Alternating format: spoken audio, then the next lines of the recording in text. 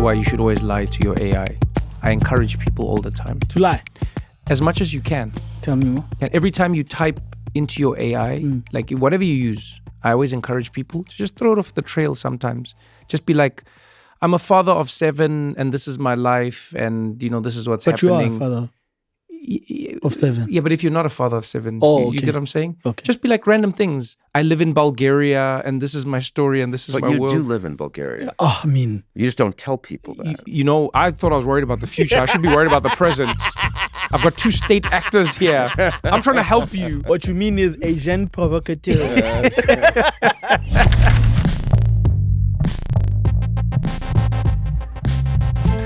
This is What Now with Trevor Noah.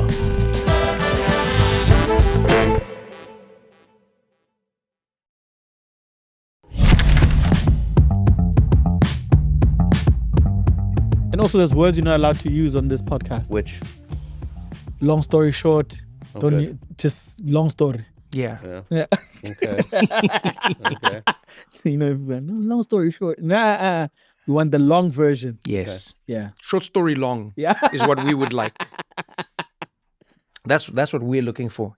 Good to have you here. Thanks, Trevor. Ian Bremmer. It's funny, I was thinking about how to describe you, and I was like, you should just ask the man himself, because I just think of you as a thinker, which I hope doesn't reduce you down to just one activity, but you are one of my favorite thinkers in the world. And that's how I came across you. I actually think the first time I came across your work was on Twitter. And I remember being like, some of my best work is on Twitter. I mean, isn't that all of us? Yeah, exactly.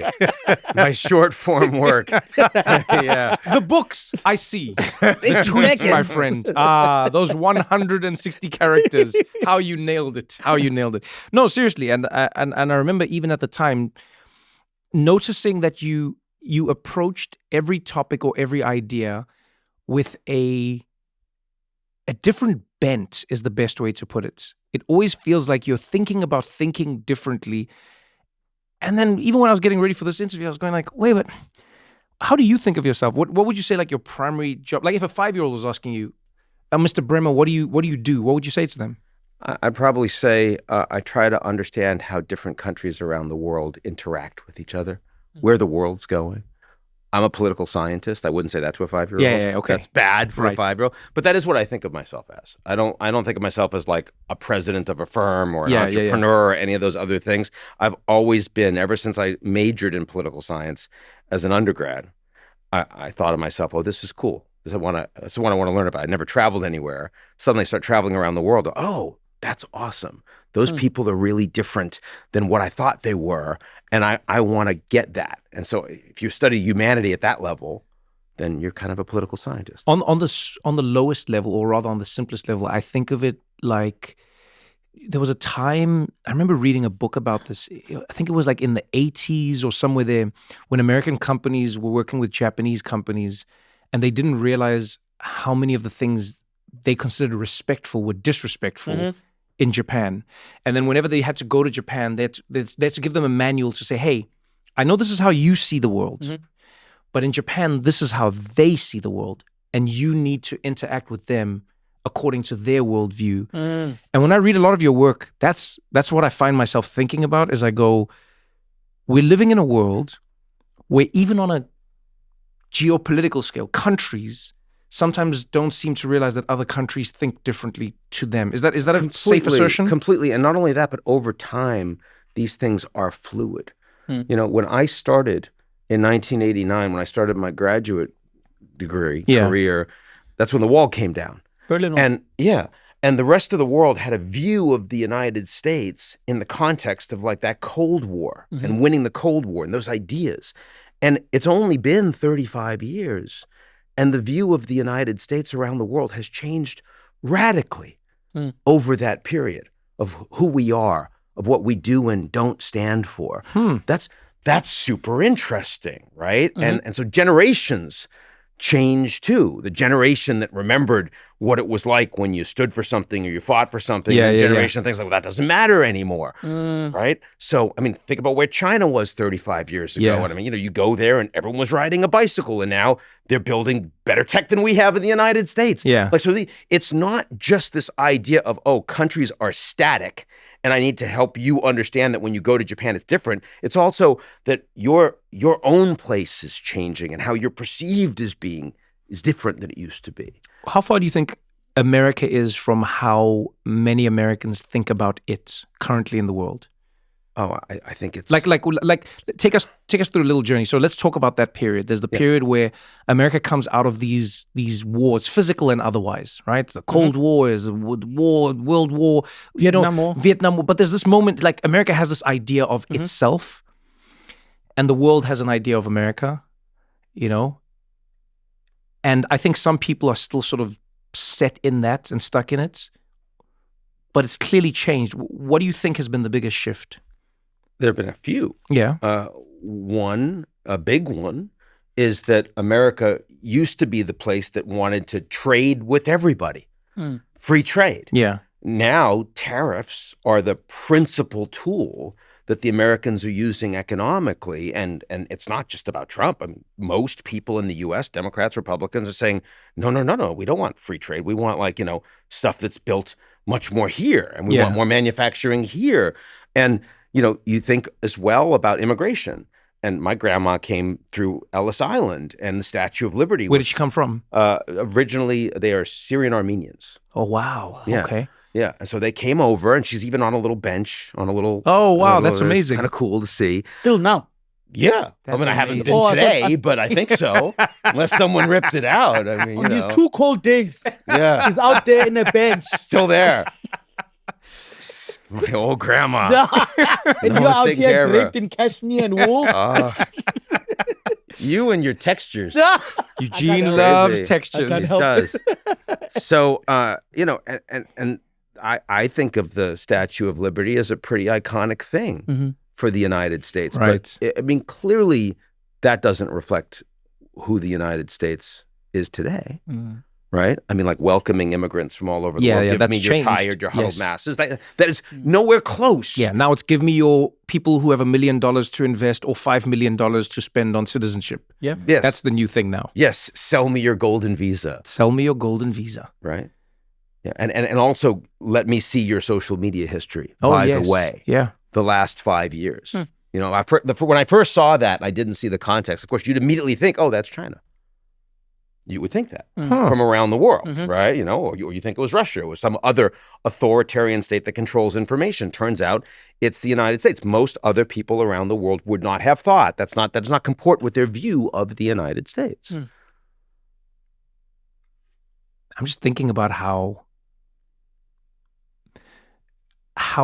powerful the idea of a place is, in that it can be so powerful that people don't notice when it is doing things that it said it did not stand for.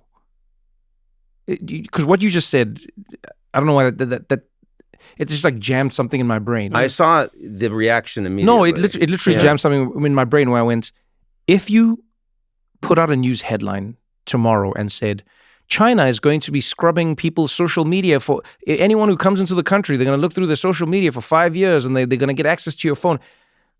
How would most people react? They would go, I'm never going to China. Yeah, but they'll be like, of course I expect it. Yeah. And they'll be like, what kind of country not does bringing this? my phone, got to bring a burner, all that Exactly. kind of stuff. It's a communist country. Don't trust them, authoritarian. The United States is, these things are fluid. Nations are fluid. Governments, these all things, our identity, what do we stand for? Who are we? I mean, maybe the most consistent thing since I was growing up is money. In terms of what the United States stands for. Yeah, the dollar. The almighty dollar. Yes. But I, when I grew up, the U.S. didn't only stand for the dollar; it stood for other things too, and I think that's becoming a challenge. You're always writing books about moments in and time. Tweets. Don't forget tweets. I'll never forget the tweets. Okay, good. Where you guys first met. Our meet cutes. Yeah. You're always writing books about moments and ideas that speak to those moments. A power crisis. How the world is moving at a certain moment in time. I always wonder, especially from authors who tap into these moments in the zeitgeist, I always wonder what they're seeing that we're not seeing that leads to them writing that book. And I'd love to know what you're seeing now that would inspire a book that you would be writing for the future. What's capturing your attention and your imagination? as someone who studies the world? Maybe the book that I wrote that probably was most prescient was back in 2011, and I'm going to answer your question. I just wanted to give you a thought about it, and about the G0 world. And this idea, not that I had some crystal ball, but that it seems so overdetermined by big structural factors in the world, by the fact that the Russians, when the Soviet Union collapsed, we said that we wanted to bring them in, the NATO-Russia Council, the G7+1. We never really wanted to bring them in. They were angry about it. They blamed us. And we said we wanted to bring China in. We did, but only if they were going to become Americans. Only if they actually accepted our economic system. They became free marketeers. Only if they kissed the accepted, ring. right?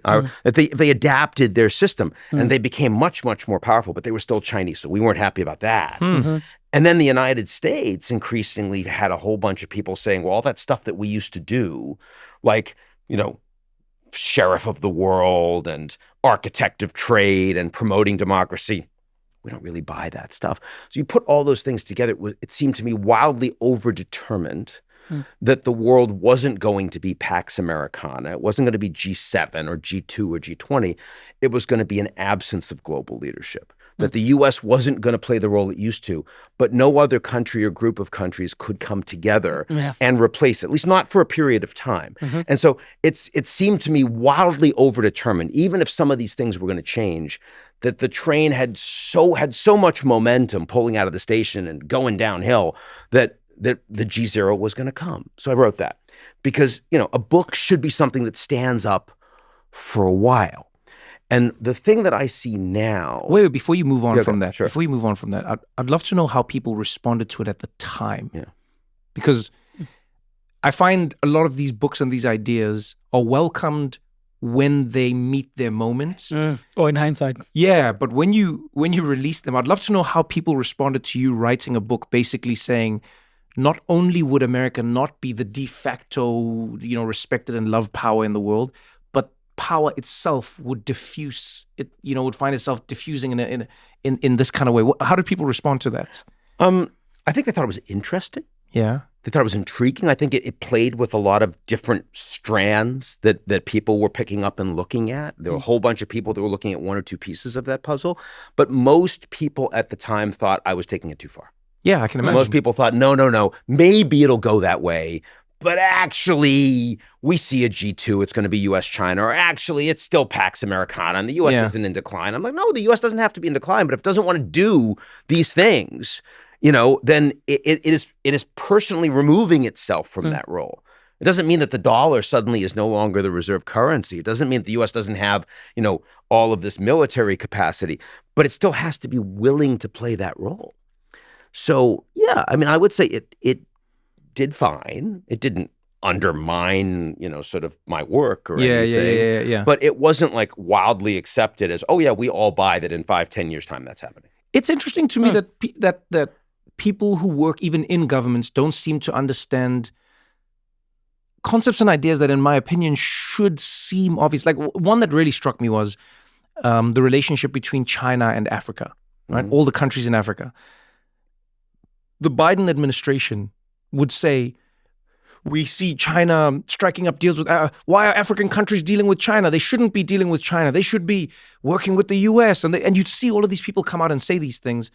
And I went, but America has abandoned Africa. They're not doing anything on the ground. Yeah. There are over 1 million Chinese living across Africa. It's over 1 million well now. Over 1 million. Wow. Yeah. I didn't know it was that high. Yeah, it was something like 8,000 Japanese the last time I looked at it, and over 1 million Chinese. Wow. The Japanese asked the same question. We need to do more there. I'm like, yeah, that's fine, but every single person that's on the ground, those are relationships. Right? But help me understand this. How is it that a country can understand this until it doesn't?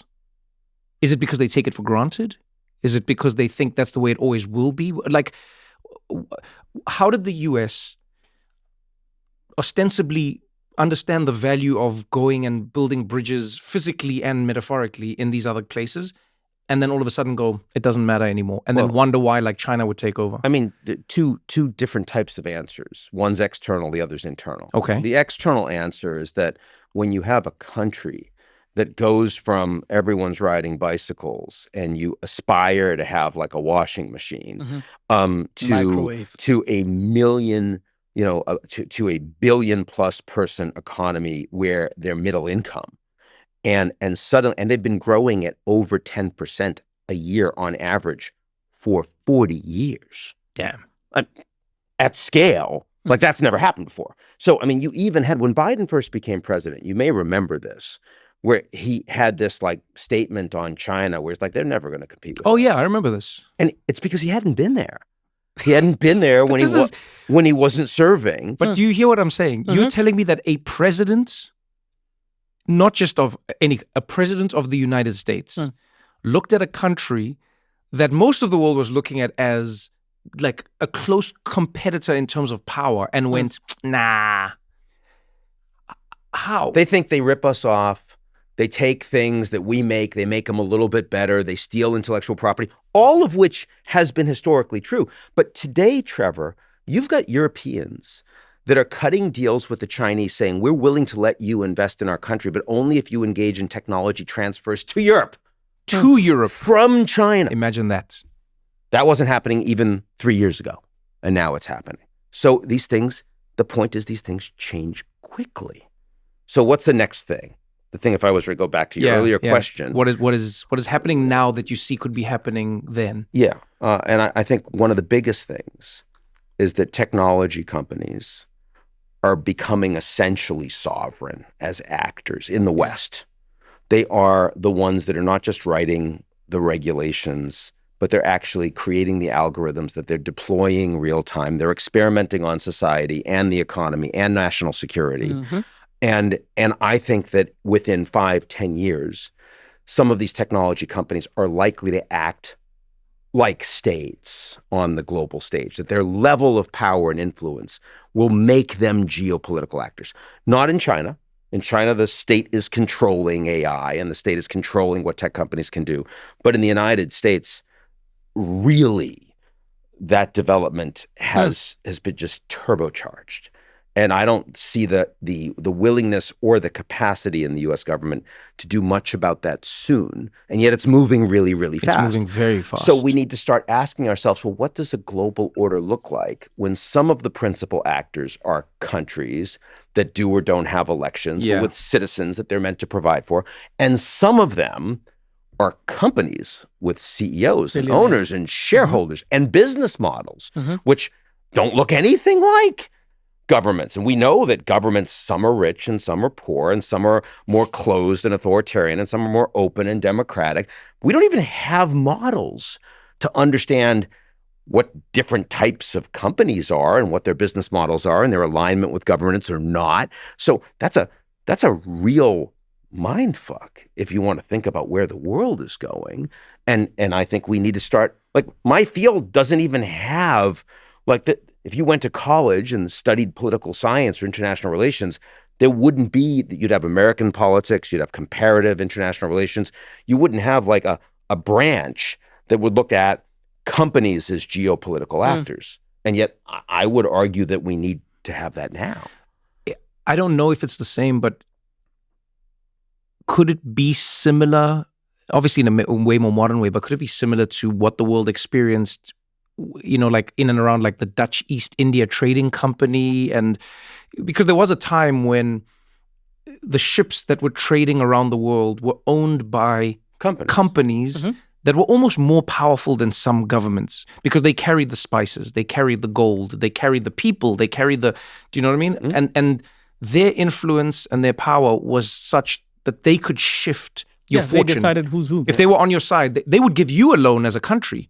They would decide where your military goes or doesn't. Do you think is it that, or do you think it's even? I think it's even bigger than that. And the reason I think it's bigger is because if we imagine just a few years down the road, and you and I have both seen some of these presentations before. Yeah, we have. By the way, together, and the fact that you're going to have AI that is trained on our data, which means it will know us better than anyone, better than any government knows us, better than any spouse, member of our family, doctor, lawyer, accountant, what have you. And we're going to spend all of our time being intermediated by that AI. Yeah. well, the company that controls that AI is going to have much more influence over us individually and anyone else in a society that is deployed with that AI than any government will. And I think now that may cause a reaction, it may cause a revolution, it may break a state, it may force the state to nationalize them. I don't know, but that is the trajectory we are presently on. And that's way beyond talking about any East India Trading Company.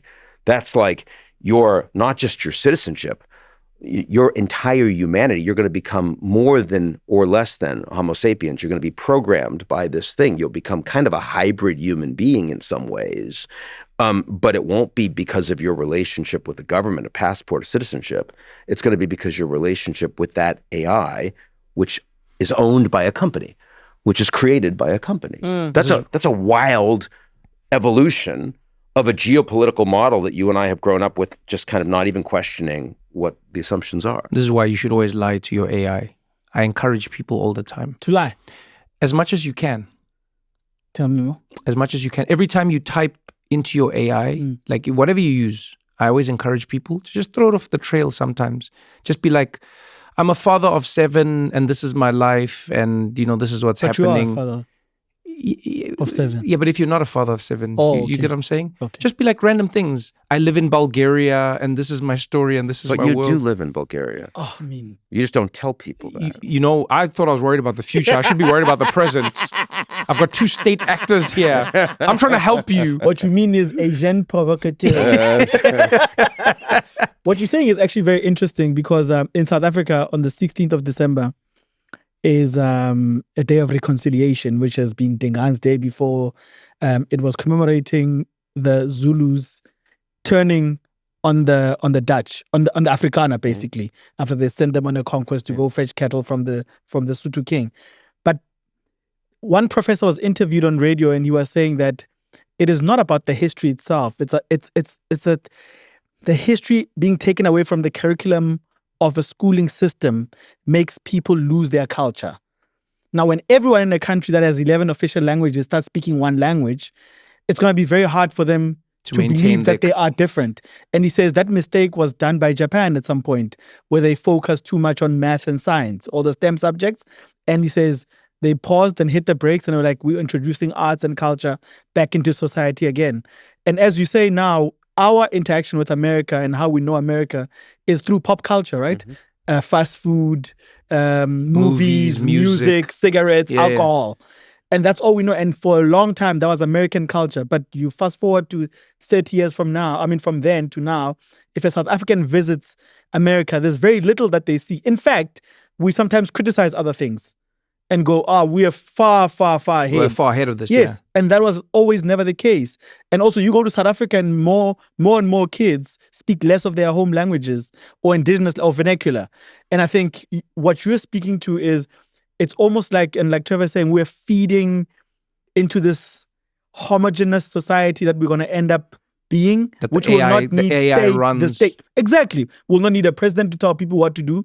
They'll just find it from a computer and a software. The algorithm that you have may be the thing that most determines your community, your connectivity, who you are, how you think, not your nation, not your actual physical community, certainly not your neighborhood. In your house does not lie with you anymore as the parent. It lies with the computer because they can ask the computer what the story is. One of the great values of the United States that I have always found has been the locality. Like when I grew up in Chelsea, Massachusetts, my entire world was my family and just a few blocks around me is the public school that I could walk to and all those kids. And they came from different countries, but we were really, really tightly knit. That obviously is going to be blown apart when each of those individual kids has AI. Yes. Which is one of the reasons I think that this new Australian law.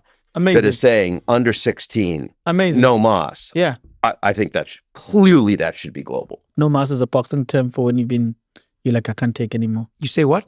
No mas. No mas. Is that someone trying to say no more? But no mas. No mas. How did that start?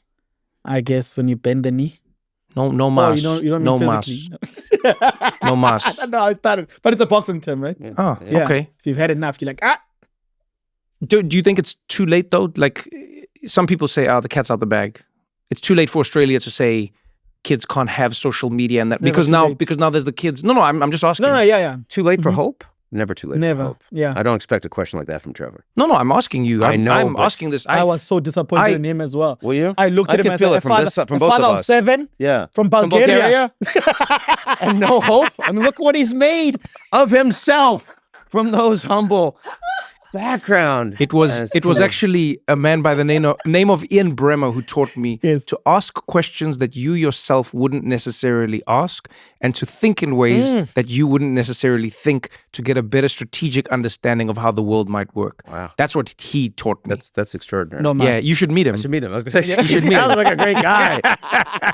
It really does. No, I but don't think we can do it. Of course we can. Yeah. Now, can we do it in the United States? Yeah, can anything happen anymore in the United States? And I don't mean this in a facetious good way. one. Yeah. But like, can anything happen in the United States? People believing that the U.S. was so broken, that the political system was so corrupt, so sclerotic, is what got us Trump. Most people that voted for Trump thought that democracy was more important than the people that voted against it. Right. Because for them, That's deep. the idea, and it's in the polls. They read, not most people didn't think that the election was about democracy, but for those that did, more of them voted for Trump than voted for Kamala in the last election. And it's because those people thought that the deep state, the administrative state, the system was so broken, just like my mom used to. My mom, when she was alive, she didn't finish high school. She cared a lot about me and my brother. That was her whole life. And she's like, these guys will never take care of you. Not the government officials, not the CEOs, not the bankers, not the media, none of those fancy people. I got to fight for everything. And if I have to steal, I'll steal because it's my kids, right? Yeah. And I, you have so many Americans over the past decades that feel that way about the government. That's what got you Bernie. It's what got you Mamdani. It's what got you Trump. It's the same thing. Why did Trump decide that he was going to welcome Mamdani in the White House? Because fundamentally, he gets that that's part of what got him there. Yeah. He said, like, we agree on a lot of stuff. Sure.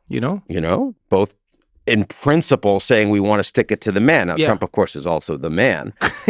So he's sticking it to himself. It's really amazing impressive. that he's able to occupy both roles. He tries. Yeah, no, in people's eyes is that he goes, I am the persecuted, and yet I exist in the realm of the persecutor. Like it's an interesting dichotomy that he gets to occupy in that way. When I saw the felony convictions and the mugshot, that's when I was convinced Trump was going to win.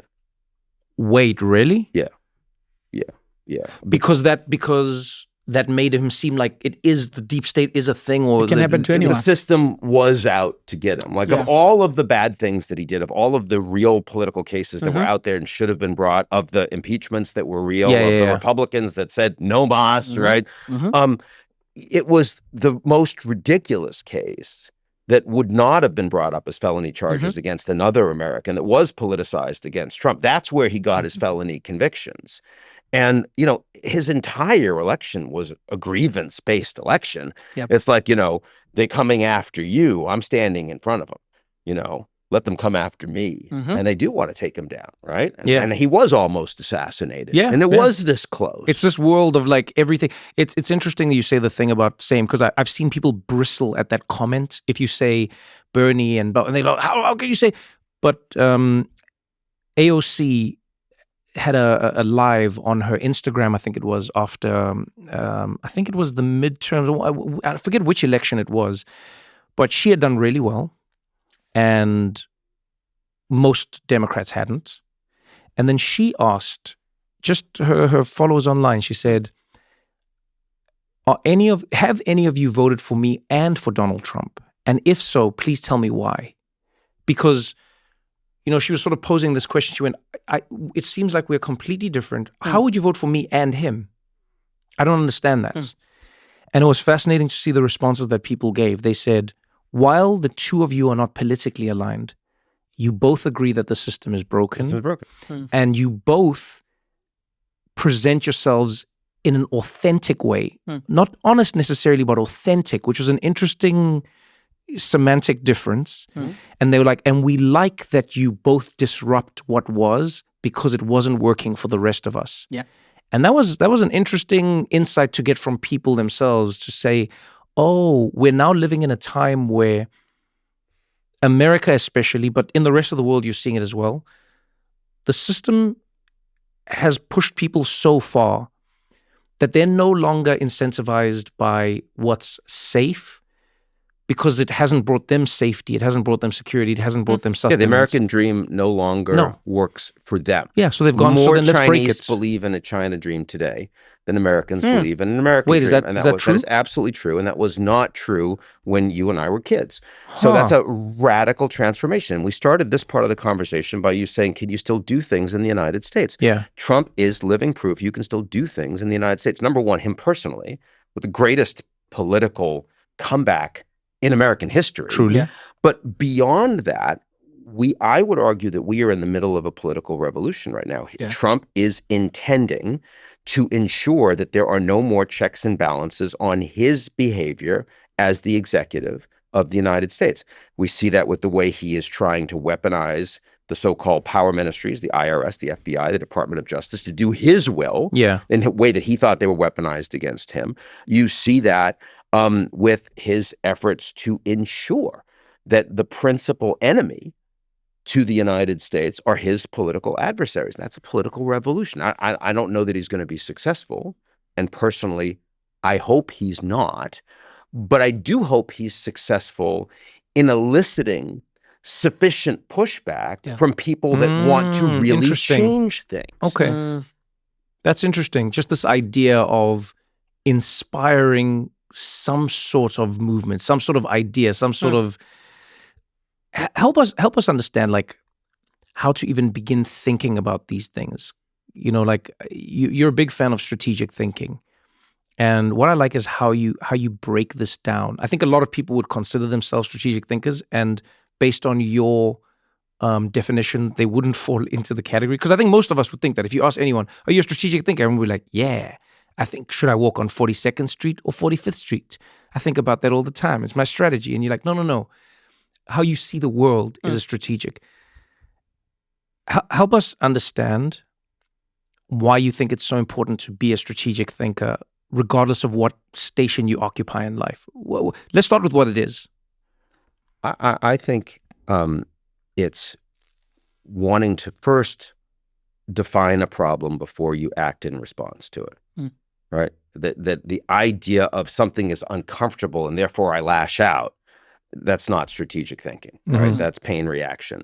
There are lots of problems, lots of challenges, lots of opportunities in the world, right? You couldn't respond to climate change until you had a population around the world that recognized, oh, here's the science, here's what's happening. Okay. We've got the following carbon in the atmosphere and it's leading to these changes. You can choose to decarbonize. You can choose to invest in new technologies. You can choose to adapt. You can even say, actually, we're getting so much benefit from the economic outcomes of globalization with oil and coal that we don't want to do that other stuff. There are lots of different effective ways to respond, but you can't even start to respond until you have identified the environment that you're in, the real honest-to-God environment you're in. And that is true in climate, it's true in technology, it's true in geopolitics, it's true in the economy. It's true in life, I would say. It's true in life. Even in a personal relationship, you know, it's first understanding what the situation is. Yeah. Who you are, where you are. Yeah. Yeah, survey the terrain and then have a battle plan. Yeah. Yeah, because too many people want to get into the debate about what we should do before they've actually discussed where we are. And so like this whole discussion of Trump good, Trump bad, let's first understand how we got to the point of Trump, because Trump is not the reason the United States is in the present situation. Trump is a beneficiary. Trump is a symptom, and Trump is an accelerant. But Trump only happens in a political environment where very large numbers of people believe that the system is already broken. So to be a strategic thinker about what needs to happen in the U.S., you have to understand that. And that makes you then think, well, maybe the political establishment, as we've been dealing with it for the past decades, is not the answer. We're going to continue this conversation right after this short break. You know what I love about spring? Everything just feels fresh again. The weather shifts, people start going outside more, and suddenly you feel like you should be eating something that didn't come out of a packet. That's why I like going to Whole Foods Market this time of year. Whole Foods Market is your go-to destination to celebrate the fresh flavors of spring, with seasonal produce at its juiciest, plus limited time flavors throughout the store. This is the time to get together and share vibrant finds with your loved ones. And you feel it as soon as you walk in. You've got organic bagged salad kits, fresh produce, potatoes, parsnips, radishes, spring onions, artichokes, all the things that make you feel like you've got your life together.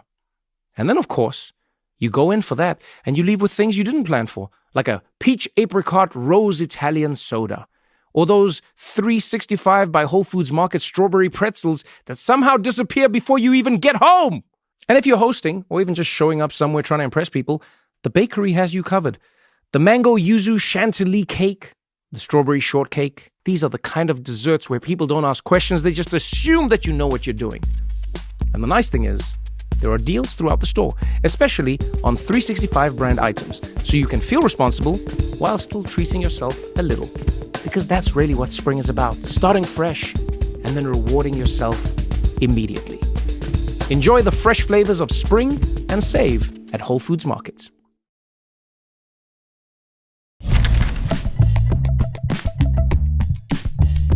People are always hopeful of younger leaders having better ideas. Is that true in politics? And do you think it will be true for the US as well?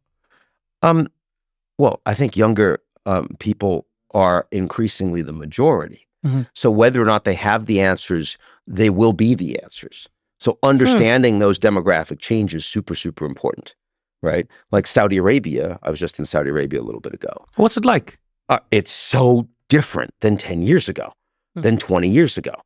I mean, it's literally they're going through like a reverse Iranian revolution.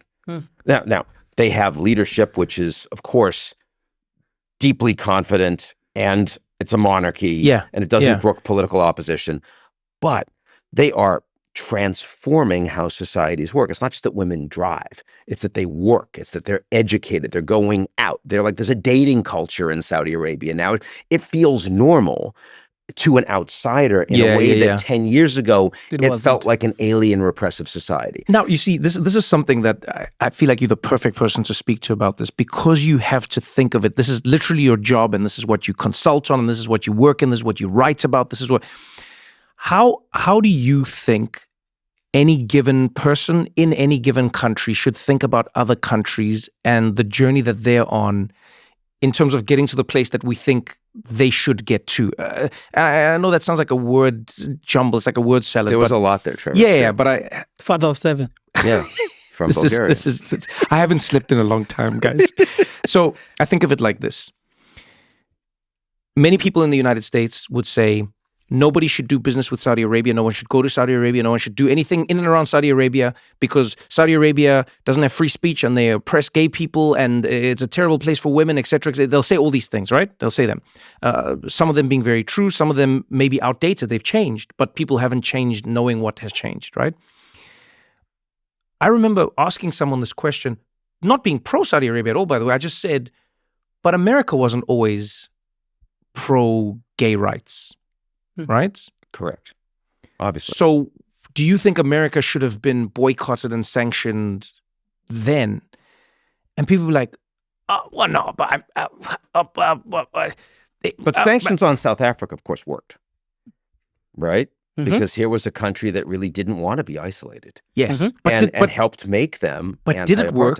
Or did the apartheid government at some point realize they were just running out of steam? Both. No, they shouted no mask, but because of the sanction. No, but that's what I'm asking. Like, it accelerated the process. Right. There's no question. Without that international pressure, right, it wasn't going to move so much. And look, Americans, young people in America feel a lot differently about Israel and Palestine today than they did 20 years ago. Right. You know, I'm growing up in the United States, Israel, principal democracy, and still a whole bunch of forefathers, parents, saying, hey, what happened in World War II? That's why they have a state. Right, that can never happen again. You have to support that. Today, you've got Israel as by far the strongest country militarily in the region, able to determine outcomes with comparative impunity against its adversaries.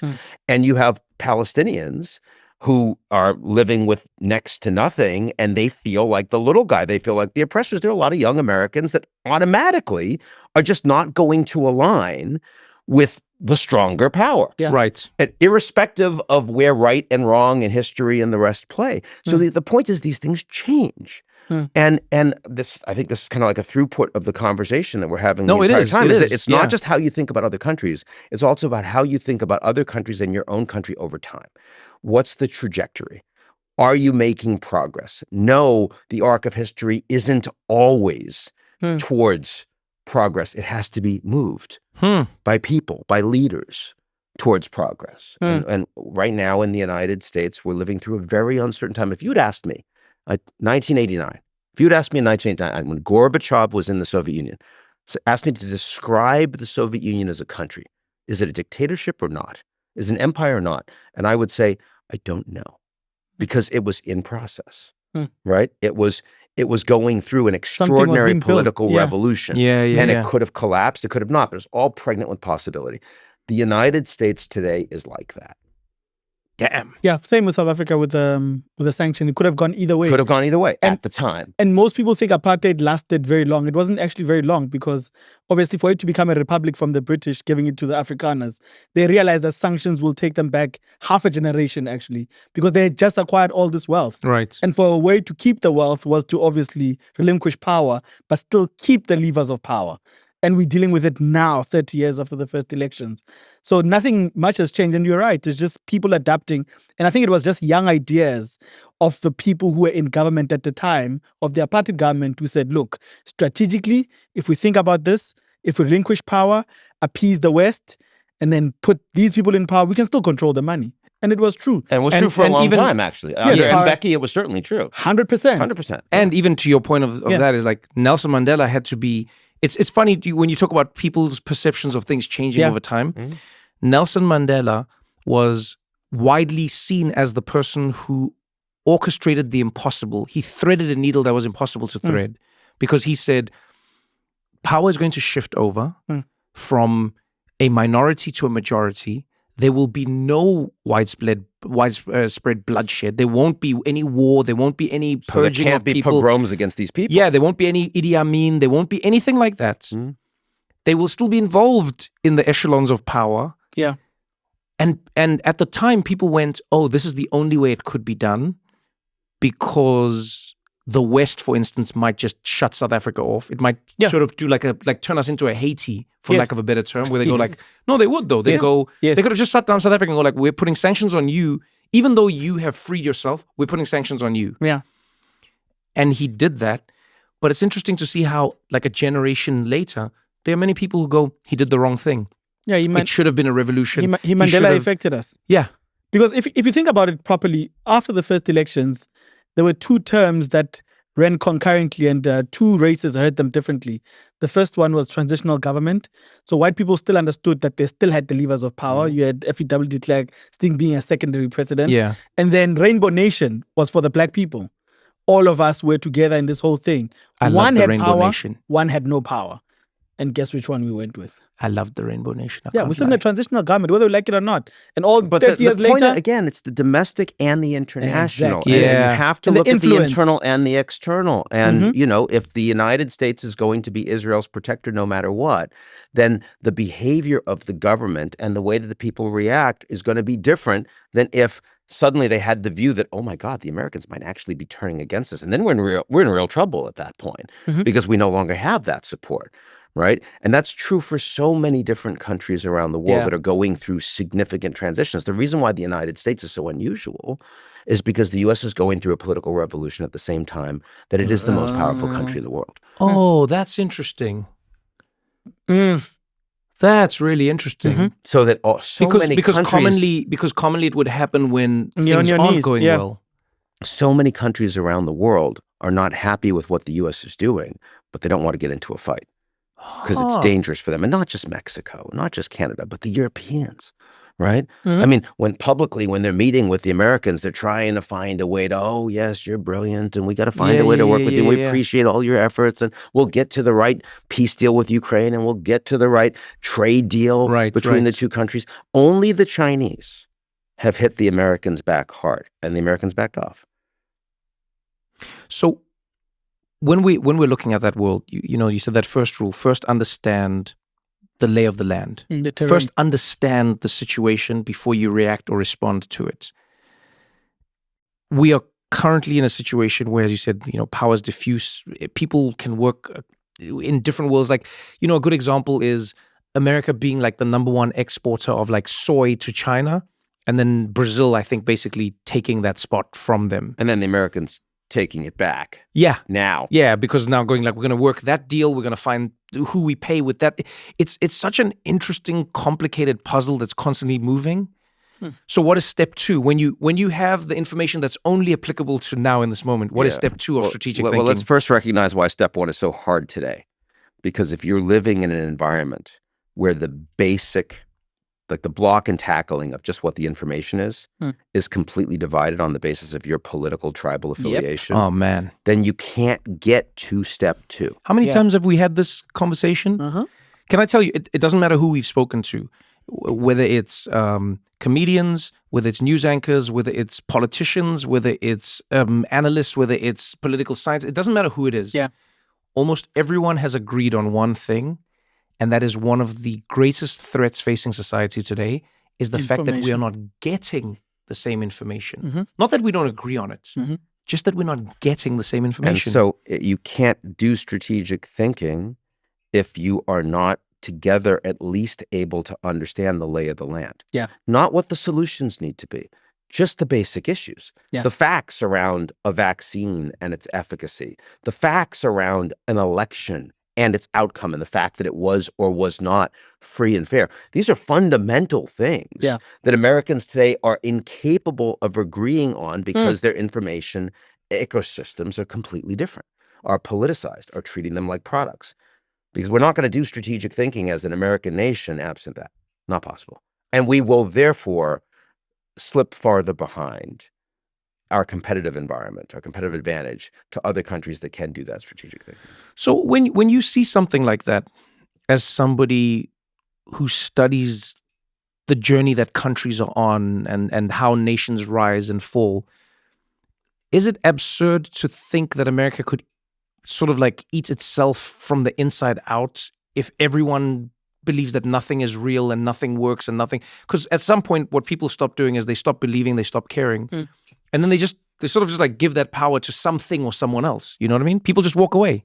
I mean, I think as someone who's traveled all over the world and has spent most of my life studying other countries that have gone through transitions, when the U.S., as I've grown up, has been much more stable, and so people think, oh, it's always going to be this way, you recognize that these are ephemeral points. Yeah. That the U.S. could go in a very, very different direction, that the institutions that you think are strong might not stand, that the leaders that you think will stand up for something might not stand up for something. And that could lead to widespread social movements in the United States, but it could also lead to wide repression and violence. I don't think that those things are imminent or likely today, but I recognize their possibility. Anyone that has studied Latin America or the Middle East or Eastern Europe or Southeast Asia, anyone that has studied any of those countries, even like Brazil has gone through so much similar politically from what the United States has recently. And very few Americans would say, oh, our country's like Brazil. No, actually, these political dynamics are very similar. And if you end up with a political class that feels like if they lose everything. You heard Steve Bannon say this the other day. If we lose, we're all going to jail. If they really feel that way, if it's not just about losing an election, but if we lose, they're investigating us, they're throwing us in prison, ourselves, our families, maybe. Well, even now you don't us. even want to allow an election to become. Why take the chance now? You have to control the outcome when it becomes about everything. Yeah, that's terrifying. It's terrifying. And that happens in so many different countries. You cannot tell me that there is something so exceptional about the United States, so unique in human history, that it could not happen in the United States. It's a country that had a civil war where it literally tore itself apart over ideas. And it could happen again. Of course it could. There's that phrase that always scares me, the political class and what it breeds, right? I think we don't talk enough about that. Yeah. What element of it? Does breeding make you uncomfortable? Which part?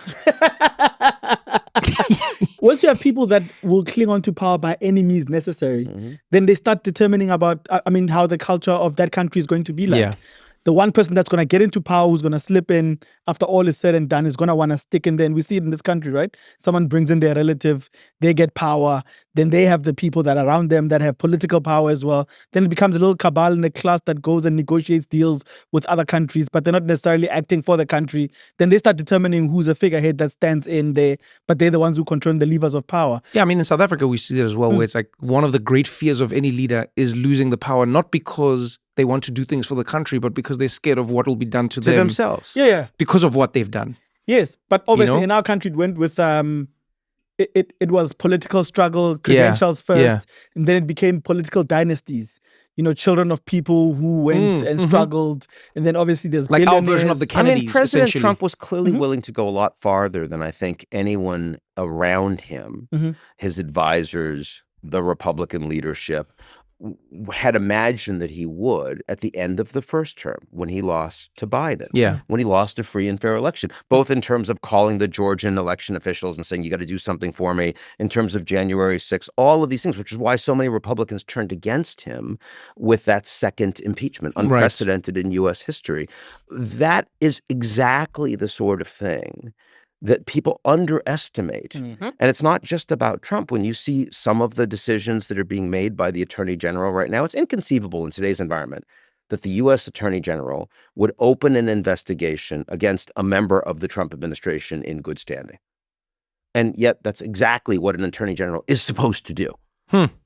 That's only changed in the last year. And yet there are so many examples of that happening in other countries around the world.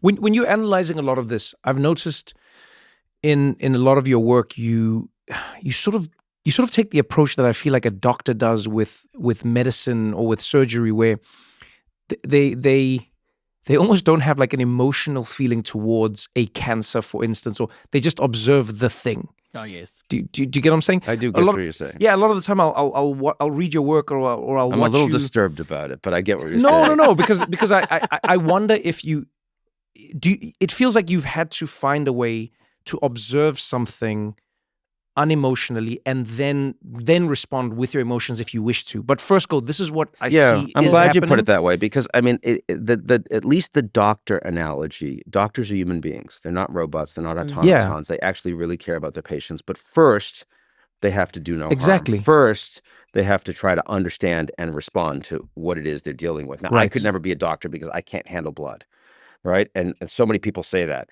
but it turns out I can actually emotionally handle all sorts of political distress. I don't get wound up about it. A lot of people can't. At all. A lot of people can't. And I have no problem. By the way, I personally believe, and I've said this publicly, that Trump is unfit for office. I believe that for reasons we can talk about if you want. But I have no problem when Trump does things that are legitimately successful, when he does things that are more successful than Biden, and there are many of them. I have literally no emotional problem. That's what I mean. Saying that publicly. But that's what I mean. It's obvious that that is the case. And people get mad at me. You know, people that think that, well, wait a second, hold on. You can't say anything positive about Trump.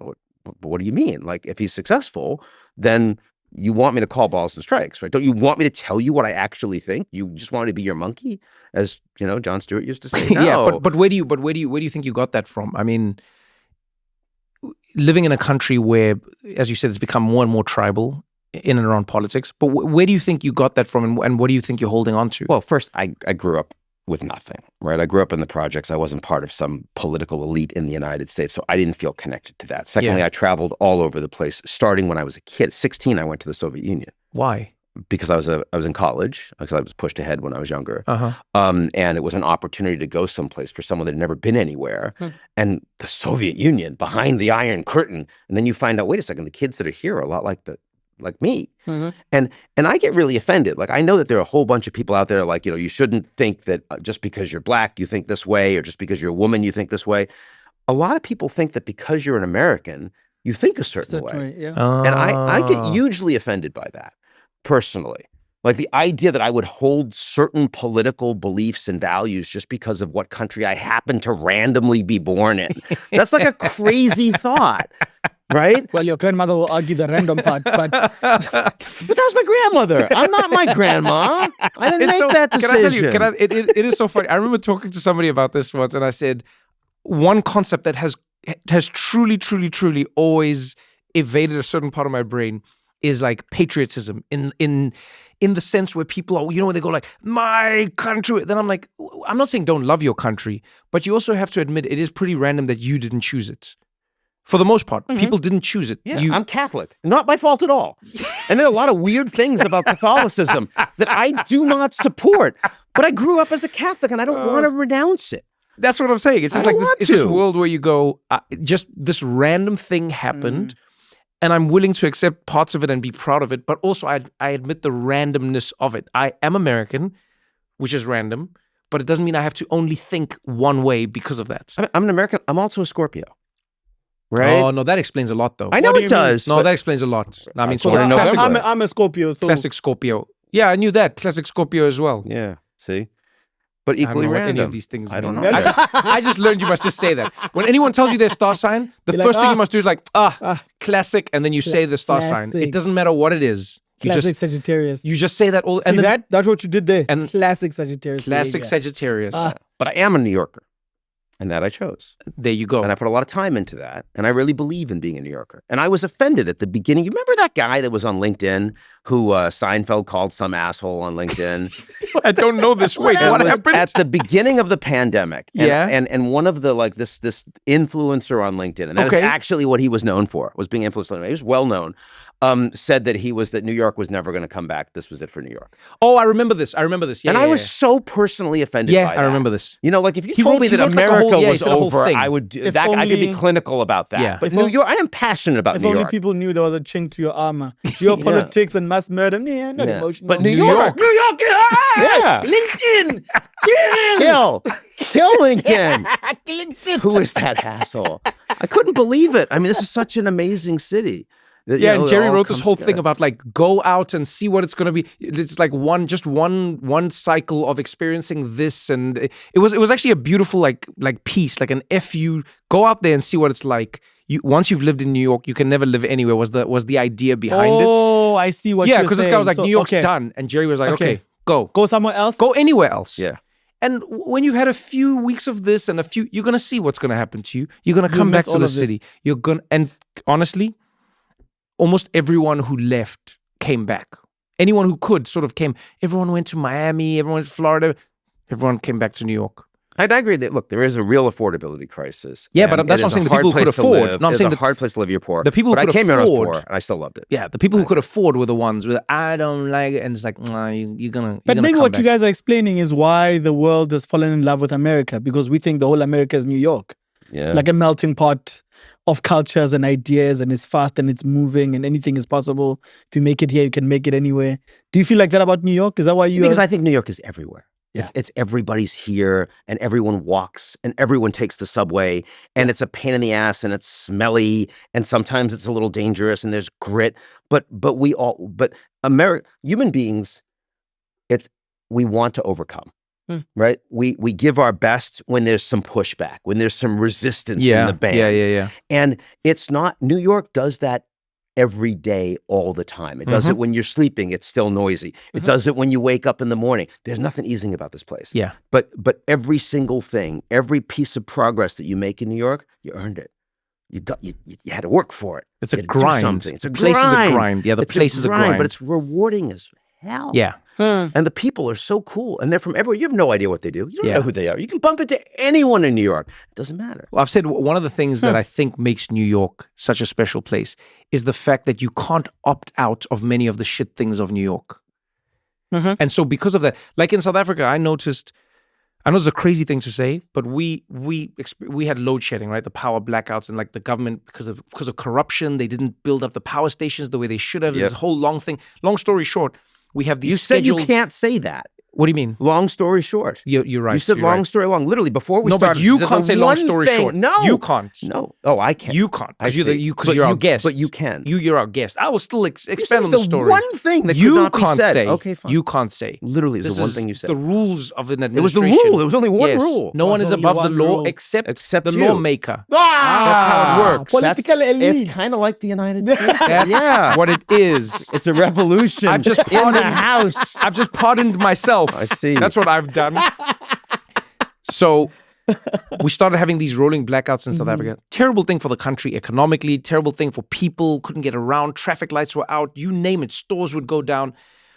But it created the strangest thing that I think most South Africans never considered. Chinese solar panels. That too. Oh. And it was, by the way, China's killing it because of that everywhere in the world, even internally. They're just like the solar farm game is on another level. Shout out to China. The thing it created was a commonality that you couldn't escape. Every South African, rich, poor, young, old, black, white, Indian, you named it, experienced the electricity going out At the same time. At the same time. It was this thing that all of a sudden connected you.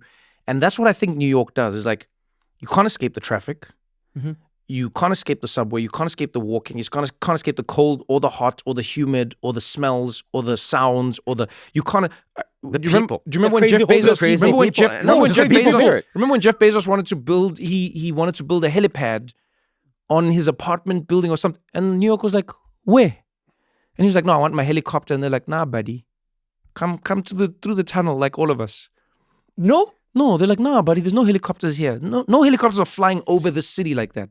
And 9/11 was that, of course. Yes, as well. that changed everything. They're like, nope, none of this. No. But that's my point, is like, I think what it's created is a city where, while there's still definitely class will determine what you can and cannot do in different ways, but still, members clubs haven't really blown up in New York, like where you pay to be part of, because the cool is still like the thing. You know what I mean? You go to a bar where people want to stay in line. Exactly. You know, if it's a really cool thing. Half of New York is just people waiting in a line for a bagel they've I heard stood in about. line today and I was like, I don't like this poverty mentality. You see, you think of it as that. In New York, it's sort of as like a cool thing. It's an experience. There's a bagel place around the corner from my house. One of the most well-known bagel What's it places called? in here. It's called Apollo Bagels. Shout out to Apollo Bagels. They just opened like 6 months ago. And there's always lines around the block. And so when Mamdani won as mayor and people said, there's going to be bread lines, I went outside and I took a photo of the bread line and everyone's smiling and there's like dogs and everything. I was like, oh my God, bread lines in New York. The Mamdani effect is already in place. And of course, because it's social media, people think I'm serious. Oh, man. Like, well, what do you mean? He's not even mayor yet, you idiot. I'm like, yeah, you got to stock up. Oh, Because man. there isn't even going to be bread when Mamdani becomes mayor. Man. People, we need more of a sense of humor. Can I tell you, I wish there was like a joke filter that you could put on the internet to tell people, other than writing, this is a joke at the end of, I don't know. It's just lost its, you know? You have to just But own it. You have to own it? You have to just get right in and let people This is a come man at who's you. not worried about being shot in the streets. I will own none of these things, That's Ian. fair. I will That's fair. own none of them. Yeah. I tweet far and few between now. Because no one, literally, to your point of not understanding a reality, that has become part of the reality fracturing, is that humor has lost its context. Humor has lost its, you were making, and then I've even seen people go, even when they find out it's a joke, well, you shouldn't make that joke. Because someone might not have a sense of humor. Because it might be a bread line. And it's like, yeah, but that was the joke. That was the thing that we're living in. But I don't want to forget, wait, what's step 2? Because we said step 1 is understanding the lay of the land. What do you do then? When you're strategic thinking, what do you... Once we all have a common thread. It depends on but it depends on who you are and where you want to go. The reactions of different actors, once you understand what the problem is or what the opportunity is, that's when you just make your choice. What's your discount factor? How much does 10 years in the future matter to you compared to tomorrow? No. Yeah. How much flexibility do you really have as opposed to do you pretend you have? Right? I mean, is this how you live? Like how much do you apply this to your daily life? a lot. Give me an example of just like My man was in a queue for a bagel. he wasn't in the queue. He took a picture of the queue. I was in the queue. Oh, he was in the queue. I took it as a participant. Oh, okay. Yeah. I feel like it's good to participate. No. I don't know. Well, Yeah. you called Exhibit 1. it. Yeah, Yeah. no, you called it. Yeah. He was in a queue. Yeah. Was the bagel worth it? The bagel? Yeah, absolutely. Some people say that these things feel like they're worth it because of the queue. Because of the queue. Others say that that's not true. What do you think? I believe that the experience is part of it. Yes, absolutely. So it's like a theme park ride. Yeah, like if you buy a nice bottle of wine and people tell you it's a nice bottle of wine, you're going to feel it's a better bottle of wine because of the experience of having gone through that. When they tell you there's only 400 of these in the world. Yeah. It's like I went to a theme park. I went to Six Flags, and I used to go to Six Flags all the time before anybody knew who I was. Why is it called Six Flags? I have no clue why they call it Six. Okay. There's just Six Flags there. There are six. Literally. There are I think six there are flags. six. I think there are What's on six, the flags? Different colors, actually. Yes, different colors. Oh, Yeah. okay, Different colors, It's yeah. not like flags of countries, just little Okay, triangle flags. Okay. But I used to go all the time, and you wait, and then you ride the roller coaster, and you do your thing. After I got the Daily Show, once I was going, and then they like saw that I was coming, and they're like, "Hey, are you coming to Six Flags?" They're like, "Oh, you don't have to wait in any of the lines." And I was like, "Oh, I mean, now I've achieved. This is what I've worked for in life." And it didn't mean as much to you. Can I tell you? One of the worst experiences I've ever had, for a few reasons. One, I didn't realize how much of a theme park was fun because you stand in line with your friends for hours and just talk and laugh, and you get bored Anticipation. together. You hear screams the whole time, and you keep going like, I wonder what this is going to be like for me. And then when you walk to the next ride or back from it, now you're decompressing, you're thinking about it. We went on, rode the same ride like 4 times back to back, only rode the best rides, didn't stop at any other rides along the way. We had headaches, and we learned nothing more about each other as friends. It was the shortest theme park day I've ever had. Wait, why Did headaches? you read that wonderful? Do you know what happened? You can't just go on a roller coaster.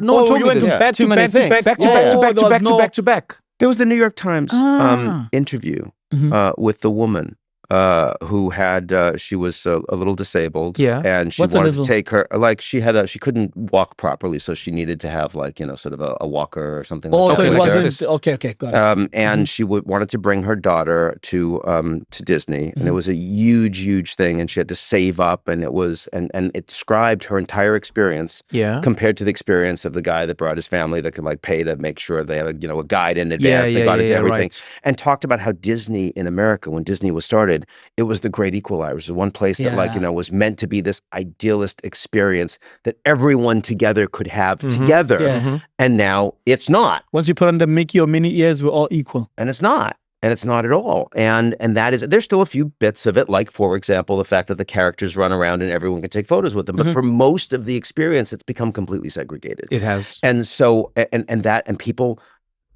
don't like that. Shocking. They don't like that in aviation.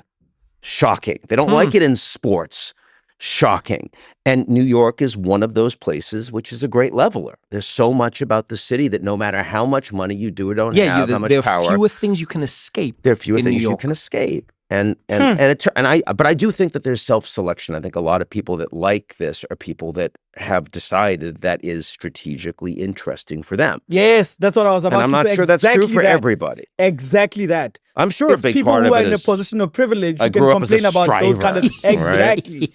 Like a poor person who's gotten 2 days off to take their family there and they've been saving for a year. They would love to go on all the rides. But for you, because you're cosplaying and you're thinking, I love the struggle of waiting in line and having one turkey leg at a time. No. That's not what I'm saying. First of all, that was a poor impression of me. I'm I sorry. think you I can do felt much it. better. Yeah. I've seen you do much better impressions of me. That was a terrible one. First of all, I'm so sorry. That's not bad. Okay. That's not bad. No, this is what I'm saying. It's not about the. It's not about. It's better than any impression I would have attempted, which would get me canceled in a lot of I places. hear what you're saying, but I don't think it's that. I'll Yes. disagree with you on this. I don't think it's that. It's not about idealizing a struggle, or it's not that. Cosplay. Yeah, it's rather understanding some. Okay, so think of it like with parents. You and I have spoken about this. One of the strange gifts that comes from having a parent who doesn't have money is that when they say no to you for something that you want, it's because they don't have money. Mom, can I have that toy? No. Why? We can't afford it. Mom, can I have that cereal? No. Why? We can't afford it. Those clothes? No. Why? We can't afford it. It's a really simple response to a request, right? It is hard to think that there's a world that exists that would create some sort of friction or a terrible relationship when you have to explain the no for no reason. Does that make sense? Yeah. So there's people who have money and the kid goes, can I have that? No. Why? Because no. But why? Because I said so. Yeah, 'cause Wow. Because I say, now I'm not saying that one is a gift in the nicest sense. Yes. But everything in life comes, my motto is every gift is a curse. Yes. No matter what you say. A big country, good for you, also bad for you. Good luck uniting a big country. Yeah. Oil, a curse. Exactly. It's Money, a curse. it's a curse. Yeah, you've Yes. got oil is like, and we've got to talk about Venezuela's oil, by the way. I want to know what you think about this whole saga. But what I mean about these things is I didn't realize, I don't want to wait in lines more, but I didn't realize what I was getting by being in the line. Does that make sense? Yeah. I genuinely didn't realize it. And I think the same holds for like a New York or one of those places is you don't realize what the hassle of having to be on the subway does for you as a person until you don't have it. Most things that are a hassle have some sort of benefit that you aren't able to appreciate until you remove the hassle. And then you go, oh, shit. There was a side of this that I didn't know. So this brings me back to the strategic thinking question. Yeah. And how one goes the second step. And the fact that New York has this great equalizer forces people to behave in ways that are somewhat similar. There's one thing that I can think of that is a great equalizer, no matter who you are, no matter what your station in life is, no matter how rich, how poor, how powerful, how powerless. There's one thing we all have. Dandruff. We have the same exact amount of it as well. There's time. Time. It's all we have. It's all we have. That's the great equalizer. And so really, once you understand the environment, the opportunity, the challenge, the thing that you most need to key on is how do I respond to that in terms of how I want to be spending my time? Oh, I like that. And I spend a lot of time personally thinking strategically about that. What are the things that I want to be doing? How much do I want to travel? Yeah. How much do I want to engage in the following ways with the following people? Yeah, What do yeah. I want to spend my time doing? I've organized my company that way. I organize the people that work with me that way, the kinds of things I work on and I don't work on. Yeah. It's all about the time that I'm actually spending. Don't go anywhere because we got more What Now after this. This message is a paid partnership with Apple Card. Imagine this. You're at a checkout counter. You're ready to pay when you realize you don't have your wallet. Dun, dun, dun! You could drive all the way back home and you could get it, but you remember that you have your Apple Card on your iPhone. So you can tap to pay with Apple Pay. Imagine that. No need to carry a wallet. But one of the things I do like about having my card on my phone is we live in a world where you lose your card and then you don't know where it is. And then you're like, what do I do? Well, if your phone is connected to your card and your card is connected to your phone, you know what's going on. The best thing about having the Apple Card connected to your phone is you know what every transaction is. Like sometimes you're like, what did I spend this month? The Apple Card will show you. One month, I had spent an obscene amount of money ordering videos online. Just videos. They were just videos. What kind of videos? That's not the point. Sure. The point is, I knew that I didn't want to order those videos anymore because I'd spent too much money on it. It was videos on how to not spend money online. I felt like I'd been duped. Point is, Apple showed me what I was spending my money on, and I was able to change my spending habits, and you can do it too. I earn up to 3% daily cash back on every purchase with my Apple Card. That's unlimited daily cash back no matter where I shop. What a refreshing change of pace. Apply for Apple Card in the Wallet app on your iPhone. Subject to credit approval, Apple Card issued by Goldman Sachs Bank USA, Salt Lake City branch. Terms and more at applecard.com.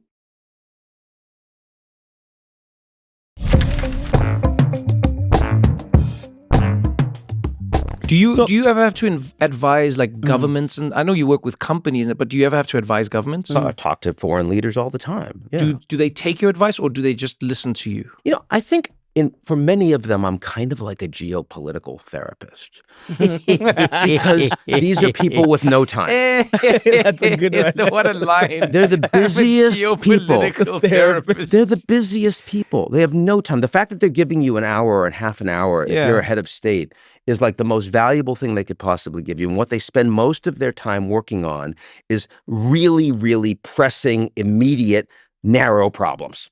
And what they really want to be doing, because they're head of state or they're a foreign minister or they're what have you, in a position of real authority, they want to be able to spend a little time thinking about how the world is changing. Oh, and okay. that's really what I think we end up spending most of our time doing, is giving them a little bit of that they don't have. And I'm not blowing smoke up their ass. I'm not telling them what they want to hear. I'm very happy if we have disagreements on stuff, because I don't need anything from them. You know, I'm not working for them. I'm not taking money from them. It's just it's a sharing of information. For a person like you who's met every sort of powerful person in the world, I suppose this question might be a bit weird, because revealing our strategy, when we do this podcast, we always think our guest must not feel the transition between them having a normal conversation with just anybody and being interviewed. It's not an interview. So they must get through a path where they can get through what they do, and then we can just also understand who they are. So what strategy did you think you're going to use to get through to who we really are as hosts of this podcast? When you're thinking about, you're like, I feel like I know Trevor a little. Yeah. Both as a public figure, but also because we've met informally a few times. I feel like we're simpatico. I certainly have a warmth towards his curiousness and his knowledge and interest in policy and global stuff, which meant that I didn't have a strategy. I'd have much more of a strategy, but someone I've never met before. I don't know who they are. I don't know what engages them. I don't think that there might be a gotcha, that kind of thing. Here, it's much more, no, I'm going to show up and I'm going to see what Trevor's going to talk about. And I want to be maximally open to that. And I want it to go whatever direction is going to be most interesting. And that's okay. And that's what I do on stage with an audience. Like, I don't necessarily know exactly what I'm going to talk about, but I see the audience, I see what they react to, and then I move, you know? And so, I mean, we moved a lot because I said something early on that I saw really touch Trevor, right? And that was really interesting. That was a moment where suddenly he was like, oh, wait a second, technology does this. I hadn't considered that before. It changed his worldview a little bit. Oh, well, let's mine that, because that's a point of friction, but also curiosity, right? Yeah. Open-mindedness is a big part of strategy, right? Open-mindedness is essential to strategy. Yeah. Again, not necessarily open-mindedness in understanding yourself, but open-mindedness in like the fact that everything external is changeable. And any opinion that you hold about the rest of the world, you better be open to having it change, because even if it's not changing now, it will change in the future. You will. Like, you're going to be wrong about almost everything over time. That's what they say about predictions. Either make a prediction or offer a time frame. Never give them both. Right? And so, like, these things change. I wrote a book called The J Curve, and it was about a relationship between the country's openness and its stability. And at the time, countries that were most open were also most stable. A big piece of that was because technology was helping to drive that, the communications revolution. Okay. Like, if you had access to the internet, that was a threat to authoritarian states, but it was a strength for democracies. Today, top-down technologies are much more consolidating and much more powerful. The surveillance revolution, the data revolution. If you're a big monopoly platform or a government with access to data, you have a lot more influence and you can create a lot more stability. You have a lot more power. The J curve today looks more like a U. This was a seminal thing that I spent years of my life on. It was really important to my career. I teach it now and I tell my students, it's no longer applicable. It's changed. It's wrong now. And so every single thing that I've written about, I have to be ready for it to be wrong. At some point it will be, because the world's changing. I feel like this is such a liberating, it's just a liberating viewpoint to have in life. If we all felt like that, because I think it's kind of geopolitical Buddhism. It really is, though, but because if we hold on to our ideas as if our ideas are us, then we are afraid to let go of our ideas because we feel like we're letting go of a piece of ourselves. If somebody challenges our ideas, we feel like they're challenging us. But if you can, as you say, separate yourself from the idea, then it can change. It can be challenged. It can be wrong. It can move. It can shift. It can. Do you know what I mean? It's essential. It can create a world. It's 100% that. I think also interpersonal relationships are a good training ground for that. I think for you at that age to go all the way to the Soviet Union and meet other young people and exchange ideas. I'm sure when you came back to New York, to your peers, you were someone else, right? Well, at the time it was going back to Boston, which is where I was living back then. Yeah, it's completely different. I had felt like I had like this huge experience that had opened my mind to stuff that I thought wasn't possible before. What was the thing that shocked you the most? I know you said when you were there, the kids were the same as you, but what do you think shocked you the most? From what you had been told about the Soviet Union, what changed Ian's mind when he was actually there? I think the fact that they knew as little about me and us as I knew about them. I thought that somehow because I hadn't traveled anywhere and because I knew how cloistered I had been, again, projects, public school, just a few blocks, I thought that would be true of other kids, that they'd know a lot more because they were like, I was going to Moscow and that was a big city with millions of people. Absolutely nothing. So, for example, do you remember the Sharper Image? The gym? The store. What was The Sharper Image. It was a weird little store that sold everything, gimmicks, gadgets. Yeah. It was like little gadgets. knickknacks. So we used to have, in the days before smartphones and all the rest, we had cordless phones. And the Sharper Image sold a cordless phone that, you could probably talk, it had a little like antenna. Yeah. So you could probably talk 50 feet away from the base. But this cordless phone was not only cordless, but it also was waterproof and it floated. So that you could have a phone call in your pool. Yeah, in your pool. Your pool. And I remember having a conversation about like the different stuff because they all wanted like Levi's jeans or Marlboro cigarettes. That was like the big thing, access to that kind of stuff. Bring ballpoint pens because their pens suck, all that kind of thing. And I was telling him, I said, you bring for me ballpoint pen, можно. Please, Ian, I need ballpoint pen. Would be very nice. I pay much money for ballpoint pen. Wait, what pens did they have? Oh my God! I mean, they were like Skillcraft pens, but down 3 notches. You remember those? My brain can't imagine a world without a ballpoint pen. I know, and it hasn't changed very much. Like we still make those; they're still cutting edge in 2025. Yeah, they really a ballpoint are. pen, they really work. Huh. Well, see, we were early to that game. Okay. They were late apparently. So, and this is why they're in Ukraine today. Is to go get ballpoint pen. They have all the ballpoint pen. I can only imagine you had customs, 2 suitcases full of ballpoint pens and blue jeans. So we were, we're talking what is the about reason all for this your stuff, visit and I here? tell them, I'm a purveyor of goods. let me see your pockets. So we're talking about this, and so I told them about this store. There's a store at Faneuil Hall, Quincy Market, as we'd say back in Boston, okay, a little touristy area, and there was a Sharper Image there, and I said, they have this store. It's not cheap, but they have all this crazy stuff. There's all kind of stuff. So I told them about it. I said, well, there's a light, there's a lamp, and if you touch the lamp, and it's a metal lamp, it'll turn on. They didn't believe me. I had no way of showing it in a photo. I told them about this phone that you could use. First of all, the idea, phone has to have a cord. Yes, of course. Okay. And you wouldn't use a cordless phone in your bathtub. Yeah, of course not. But there are people, my aunt had a pool. My aunt, she built a house, and she was like the one middle-class person in the family. She built a pool. I told them about this. With the pool. It's always the rich uncle. Yeah. Always the one rich aunt or uncle. They did not believe that this was possible, that you would have, that a private home would have a pool in your backyard, and you'd have a phone call, and it wasn't, like, this blew their minds. I love that you thought you were blowing their minds with the phone. It's cordless. You can talk anywhere, and in the pool even. And they were like, "Wait, you have your own body of water in the back of your house." Here, no. Look, Ian, you can fool us with some things. How can man-made lake just be at back of house? Black Sea? You have tanker traffic on this. It is a crazy concept when you think about it. Yeah. But having a swimming pool is one of the most ridiculous ideas ever. One of the things that I found out about that like blew my mind was you can draw a direct line between places that have a shit ton of swimming pools in their houses and the racism laws that were in the country. Really? Yeah. In the United States, almost nobody had a swimming pool. And then they changed the laws and they said black people could swim in public pools. And then remember, and then suddenly white people said, I gotta have pools. Yeah, and then obviously there was the fights, and there were, people. Was it Mr. Rogers who had his friend's feet in the pool with him? If you remember that, and people were like, "Mr. Rogers, how could you do this? You're gonna have a black man in this little pool thing with." And then pools did this in America. All of a sudden, people were like, "All right, I'm not going public anymore." Not only did private pools blow up, public pools started getting shut down. People were like, "Well, maybe we shouldn't fund public pools." South Africa as well. Public pools used to be like the thing. I grew up swimming in a public pool.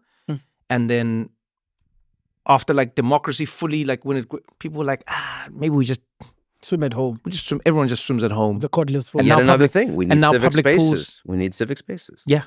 Places where we can meet these people, these kids. Public phone. I mean, floaty phone, yes. Floaty phone, yeah. So you're with the Russians. You're telling them about the public phone. Just blew their minds. And the fact that I hadn't, there were so many different components of that story that I hadn't remotely considered would be strange or interesting to them. And it allowed us to like have this wild, open moment about how different we were, but we were the same kids. Having that experience combined with you doing what you do, what do you think we misunderstand about Russia right now in this moment in time? And I say this as somebody who has always not always, maybe for like the past like 6 years, been fascinated by how America has misread Russia over the years and then acted based on that misreading. Is there something that you think the world doesn't understand about Russia right now? Well, and just how disrespected they feel. I mean, this is a country that's lost empire. This is a country whose total economy is smaller than Canada. This is a country that used to take such pride in having the best culture of anyone in the world, that all of their college kids had read all this incredible literature and knew all the top arts. And now the government has stopped investing in this completely. In science, they had the world-class scientists. Soviet Union collapsed, and all these American companies would go, and IBM and Boeing, and they'd hire the best scientists, mathematicians, and they don't have that anymore. And you feel this sense they have such pride, such Russian pride in their nation, in their history. It's not about money. It never was about money. You know, remember, this is the whole system of, you know, they pretend to pay us, we pretend to work. Yeah. Right? But the personal connections and the history. And this is a place that, yes, there's a lot of suffering, there's a lot of tragedy, but you get through it because there's a sense of responsibility and greatness. And pride. And they have lost so much of that.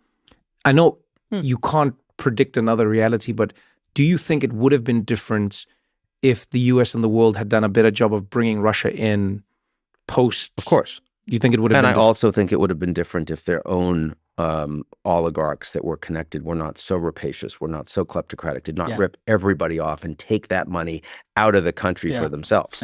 Both of those things. So the economic shock therapy that the Americans offered to them was nowhere near what was useful for them, given the ability to strip out the wealth.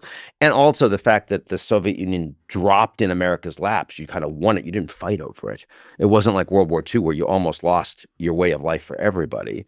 Here it was like, well, we don't need to rebuild these guys. We rebuilt the Japanese. We rebuilt the Germans. These were our enemies. It wasn't just our allies. We rebuilt them. And then we created the UN. That was American. Yeah. I mean, it's kind of funny because now you have Americans saying, UN, globalists. Those were actually our morals. They were our ideals. I'm very proud of the UN. The League of Nations. I love having it in New York. And I think that one of the reasons why Americans today don't like the UN, especially elites, is because we feel a sense of shame that we no longer are living up to the values and standards that we created. And so, yeah, I think those things really matter. And I think that we did not cover ourselves in glory in 1991 when the Soviet Union collapsed because we were doing so well. We were kings of the world. Everyone just was going to be like America. So we didn't have to do anything. Let them come to us. When you look at Venezuela today, I was joking with Eugene about this the other day, and I said, as much as America will say certain things, it is funny how half of the stories / all of them sort of end in oil. Doesn't matter what it is. Yeah. You know, they'll be like, oh, Iran, terrible regime, and the plotting and the oil. You know, oh, Iraq, Saddam Hussein, this evil person, weapons of mass oil. You know what they're doing? Gaddafi. Oil. Gaza. Oil. Oh my God. Nigeria. Oil. No, no. But that's why we don't care as much. No, that was the counterpoint. That's true as well, though. But I'm saying being in there, if there's somewhere America goes into, though. Oil. Yeah. I'm sure it's not that simple. I'm sure it's not that simple. But if you are literally somebody who studies this for a living, what do you make of this situation? Are these the actions of a country that might end up fighting another war with a country that happens to have oil? No, you don't think so? First of all, because Trump, I think, really does fundamentally understand that the U.S. has gotten involved in a lot of very expensive long wars, and he's willing to do anything to stop that. He doesn't want boots on the ground and many years on him. Yeah. I mean, he ended the war in Afghanistan by cutting a really crappy deal with the Taliban, but at least he ended the war. Yeah. Right? And then Biden was kind of stuck actually ending the war. But Trump made that happen. And so I think the likelihood that Trump, under any circumstances, would say, okay, let's send a whole bunch of young men and women to go and fight in another country, I don't think he's doing that. The funny thing, though, is... They'll send them in the U.S. I think the funny thing, though, is I think it's more a money thing. I don't know, do you remember the I think it was around Syria when Bashar al-Assad was he launched one of many of like his most heinous campaigns. It was just like a moment. Is this chemical weapons, And or you mean before that? I think it was around that time. But there was an image of a young child on the cover of the New York Times, I think it was, on the front page. This child in his like ashen face, just post like a strike or something. And I think it was Ivanka Trump who showed the image to Donald Trump. And he was so moved by her being so moved that he said he's going to respond. And then they bombed a few parts of Syria, right? And then afterwards he came out and they were like, oh, is this going to be a full scale? And he came out and he's like, we're not, he's like, we bombed them. And he's like, you know how much it costs? One rocket. I can't believe. He's like, had I known, I wouldn't have sent it. I wouldn't have shot it. One of these, I wouldn't have shot. I wish I could take it back. He's like, I wouldn't. And it was interesting to me that he, from what I observe of him, is more against war because he doesn't like the country spending the money on it. I think he's gotten more used to it, as we've seen with Iran. Yeah. And the 12-day war. I think he's gotten more used to it with all the rockets against the ships, the little tiny boats that are bringing the drugs. I also think that personally, this is a guy who did everything he could using his personal connections to avoid the draft. The bone spurs. Yes. And he understands that was something that one should avoid, that war was scary for him and war is scary for a lot of young men and women. So I think he comes to that. I mean, honestly, historically, whatever it is. Yeah. I think there are lots of reasons why they're talking about going in. I think that for Marco Rubio, who comes from Florida and has a very strong Cuban constituency and a bunch of Venezuelans too, and they see this as a dictatorship and they see Cuba as a dictatorship, and he's always wanted to remove these brutal leaders. And he thinks if you get rid of Maduro, then you can also start the dominoes with Cuba. And he might not be completely wrong about that, but it's not an immediate direct effect.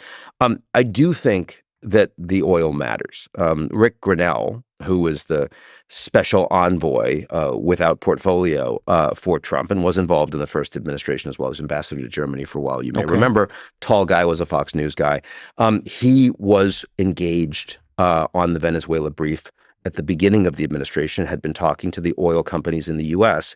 and was trying to see if a deal could be made that, would allow them, would have them, crack down on the drugs, but would get the Americans to actually invest more broadly in Venezuela. Also, a lot of illegal oil evading sanctions from Venezuela using these ghost tanker fleets through Cuba to China. Right. By the way, same tankers that the Russians and the Iranians use, which is why Putin called up Maduro to support him after the Americans seized a tanker. Right. Because it was like, wait a second, we used that tanker.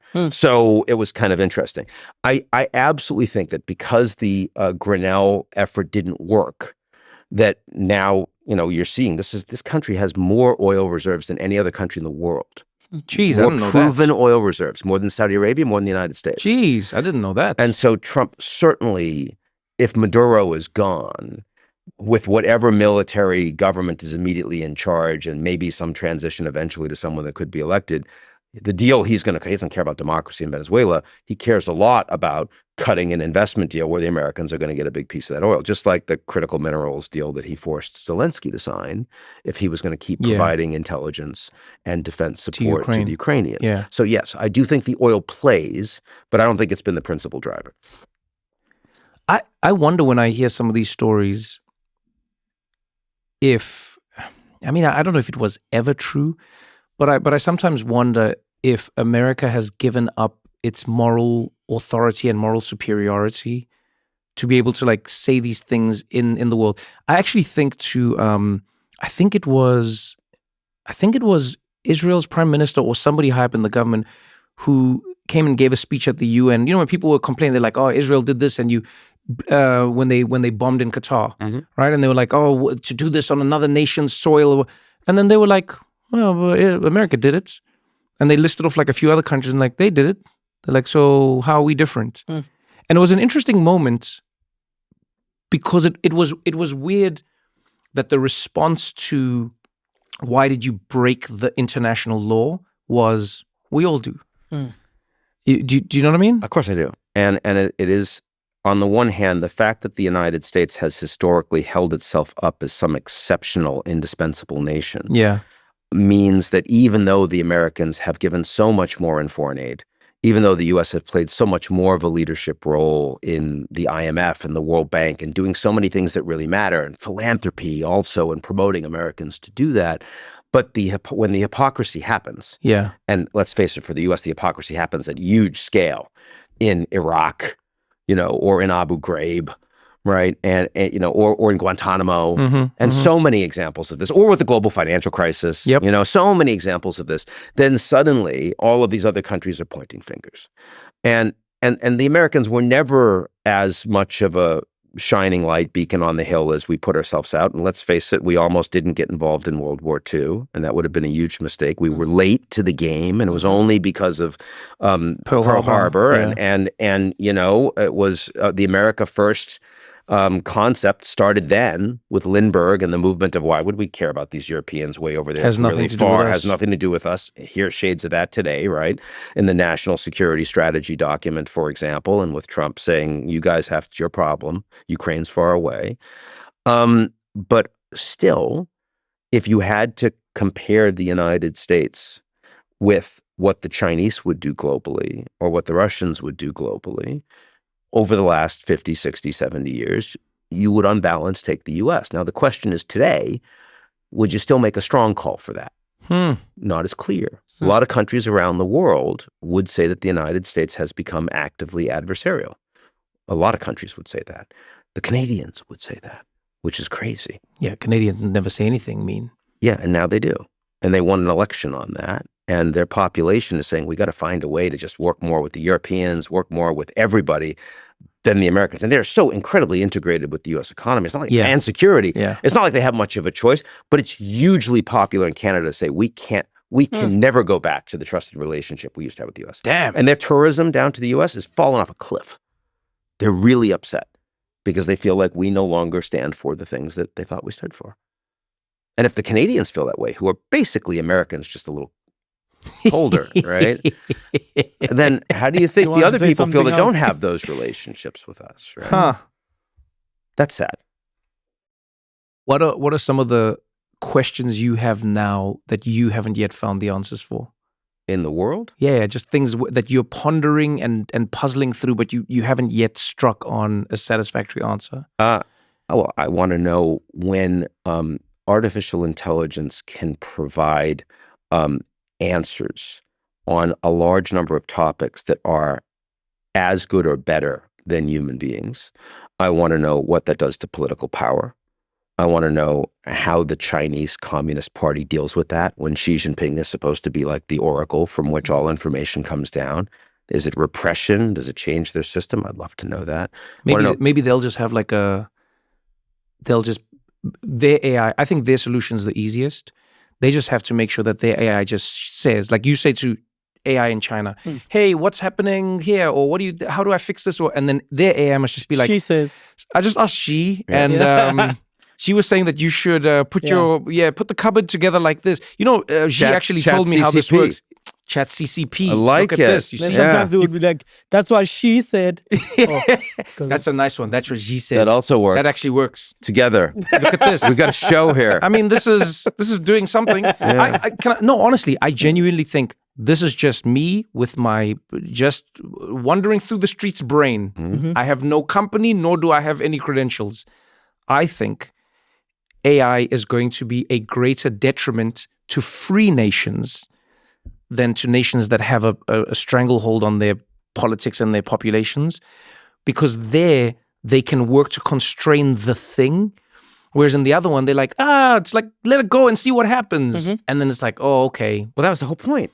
That's why the J curve became a U. That is the whole point. That's what I mean, and though. That's what I'm saying. But I'm not sure those are free nations for very long if it turns out that the companies control the algorithms, the AI, and suddenly you're not a citizen, you're actually just a product of a business model. Okay. So that's one thing you're pondering. You have an unelected leader all of a sudden.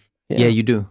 I mean, a second big thing I want to know is what happens with the social contract when people that are white collar knowledge labor increasingly no longer has productive stuff to do. Can I tell you, that is one of the biggest ones that people take for granted, because it's exactly that. It's a social contract that keeps us all moving along. And when it's gone, think of everyone in an office whose job is only about moving information around and remembering it and dispersing it. And if your company makes a system that does that everywhere, maybe you can tell me this, because I've never gotten a satisfactory answer from CEOs and from companies. I go, why would you do this? As I understand, Why would you do what? As I understand business, the point of a business Mm-hmm. is to provide some sort of service to somebody who will then pay you for it. Mm-hmm. But like Henry Ford understood, you need the people that can buy your car. thing. Yes. So he paid his workers a certain amount of money, Mm-hmm. and he made his car a certain price they can so afford. that they themselves could buy it. Yeah, his first consumers. Yeah, but if companies are going to make themselves fully AI will advertise, AI will plan trips, AI will do the work, then where's the business? Yeah. Well, that's what I'm saying. It's a huge question. And, you worry that, first of all, some of these people are so racing ahead, are so short-term in their orientation that they're not worried about that, just want to get there first and cash out because the models and the money that's being raised is so extraordinary. That's driving the economy. And second, of course, there's a collective action problem to it. If you don't do it, someone else is going to. Yeah. Right? So there's the race It's the level of it. Mm-hmm. And then there's also the disbelief. It's the view that, there'll be other jobs. There's always other jobs. Something else will come up. I do believe that, but I think their issue, to borrow from what you were saying, is time. And government. Everything can be figured out. Mm-hmm. The problem is, do you have the time to figure it out? Do you get what I'm saying? If everyone loses their jobs over 100 years, let's say the job of candle maker goes away over 100 years, I think people will be fine. But if tomorrow a job that is done by a lot of people disappears instantly, we don't have time to figure out what the next job is. I hope that's right. And I think that's right. But of course, it didn't work out that way for horses, right? I mean, suddenly you have steam power and the horse population goes down to 10% of what it was in one generation because, horses are then you useful. Think our population might... Well, I hope not. I'm just saying that I know that when you suddenly have technology that surpasses the total capacity, the total productive capacity of that entity, you no longer need the entity. No, but this is where I think, honestly, on a human level, I do think we will create a new thing because all jobs are invented. The issue is I don't know that we'll have the time. This is where I'm agreeing with you. I go, you do it too quickly and then, you understand what I'm saying? Yeah. What do you think you would do in the revolution? Making candles. No, like genuine. Like, do you ever think about, like, Ian? What do you think you would? Do you think you'd be like part of helping? No, I honestly wonder that. You don't think about this at all. No, I don't think about. Like, let's say it all goes to shit. The thing's falling apart. The people now is like, where do you see yourself in the mix? I always think front lines, planning. I'd be a dissident. Oh, you'd be a dissident. But absolutely, because I mean, if you think about back in the Soviet Union before the collapse, there were lots of people that tried to do what I do. They just didn't do it like for money. They didn't do it legally because it was illegal. So what did they do? I mean, they did samizdat literature.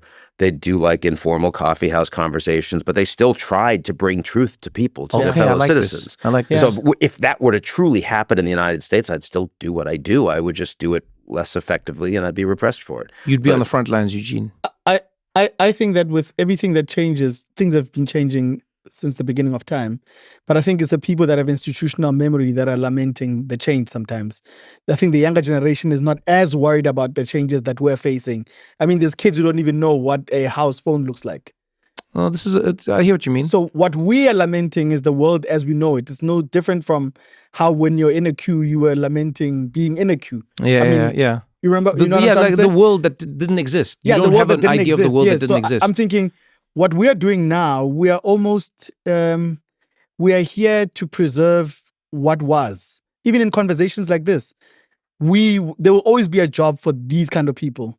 It's almost like the books of the future. There'll always be people who remember how things were and will try in their small circles to keep things the same. The person who bakes the bread themselves, although they can hire, I'm with you. So this idea sharing will always be, and we've been saying this, that what we're not realizing is the portals to this information for the future is digital media. the podcasts, the YouTubes. People in 100 years' time, if they want to really know how things were done, just like how people are making handcrafted binders for books, they will go and listen to how things were done. There'll be a person who's interested in disseminating the information and getting things done. But what we can't stop is things changing. They are always going to change.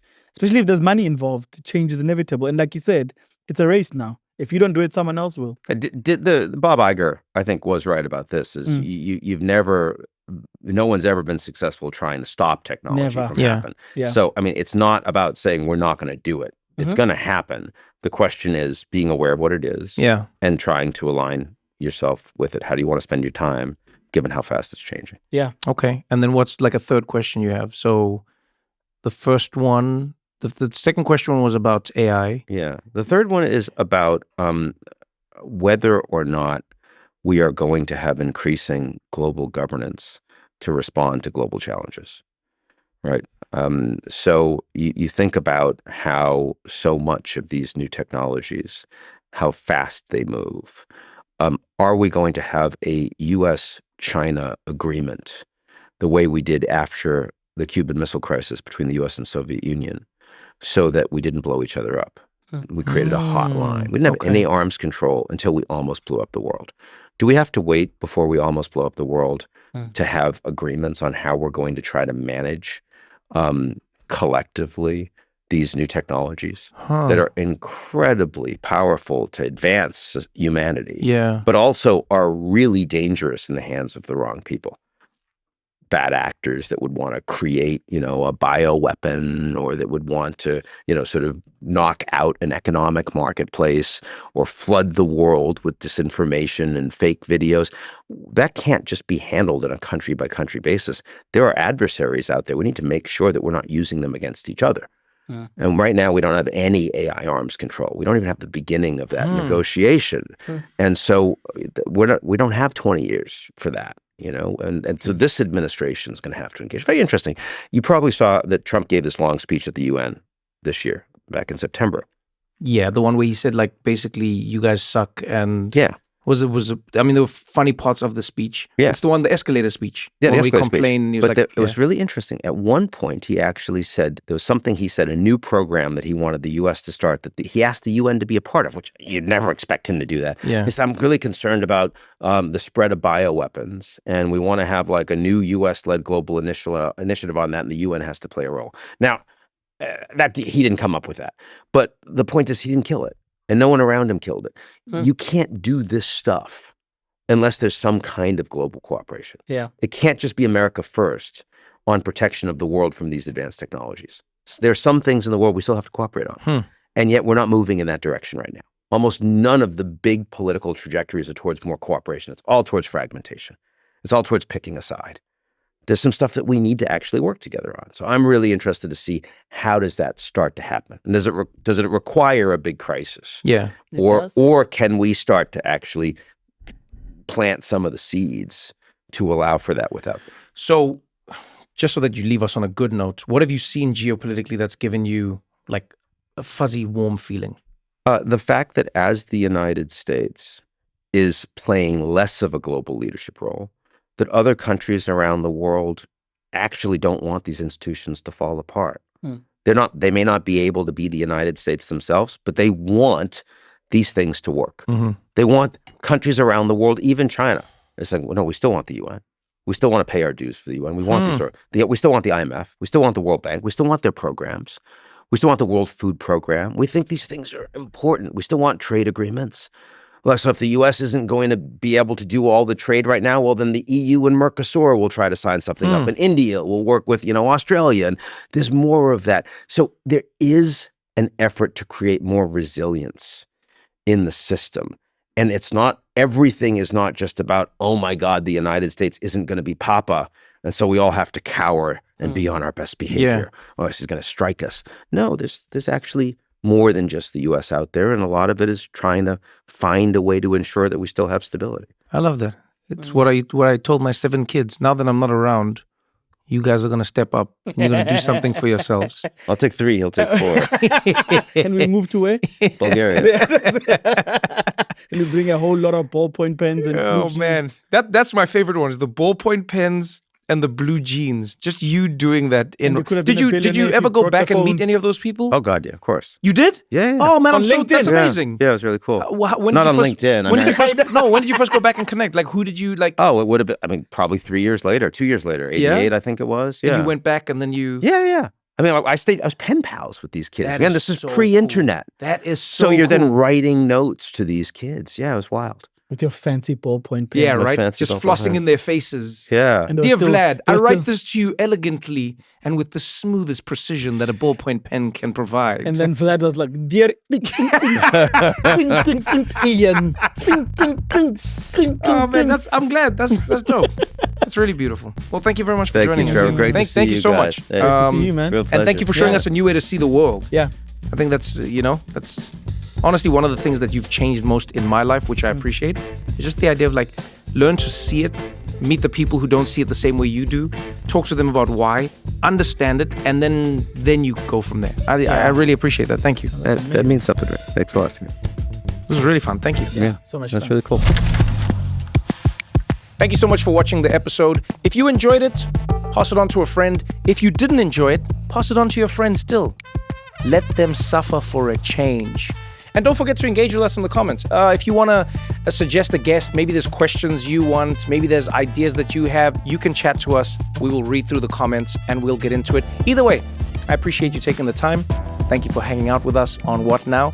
And remember, we do this for you, so we would like to hear from you. Till next time, thank you.